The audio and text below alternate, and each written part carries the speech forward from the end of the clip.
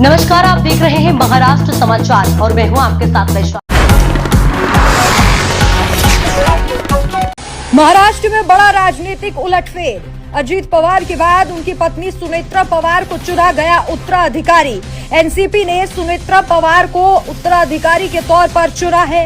NCP के प्रफुल्ल पटेल, छगन भुजबल ने ये प्रस्ताव दिया है। महाराष्ट्र के दिवंगत डिप्टी सीएम अजित पवार की पार्टी ने उत्तराधिकारी के तौर पर उनकी पत्नी सुनेत्रा पवार का नाम आगे किया है। एनसीपी के कार्यकारी अध्यक्ष प्रफुल्ल पटेल और पार्टी के दिग्गज नेता छगन भुजबल के अनुसार बीजेपी को सुनेत्रा पवार को डिप्टी सीएम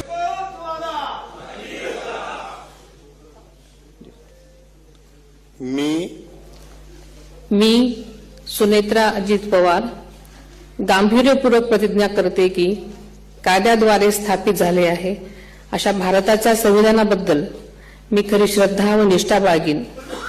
मी भारताची सार्वभौमता व एकात्मता उन्नत राखीन।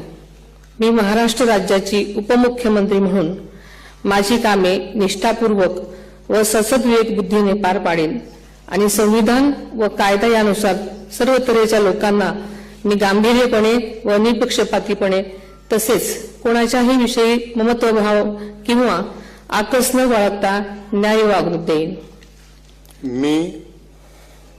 मी सुनेत्रा अजित पवार गांभीर्यपूर्वक प्रतिज्ञा करते की महाराष्ट्र राज्याची उपमुख्यमंत्री म्हणून माझ्या विचारार्थ आणली जाईल किंवा मला ज्ञात होईल अशी कोणतीही बाब अशी उपमुख्यमंत्री म्हणून माझी कामे यथायोग्य पार पाडण्यासाठी आवश्यक असेल ते खेरीज करून एरवी मी कोणत्याही व्यक्तीला किंवा व्यक्तींना प्रत्यक्षपणे वा अप्रत्यक्षपणे कळवणार नाही किंवा त्यांच्याकडे उघड करणार नाही।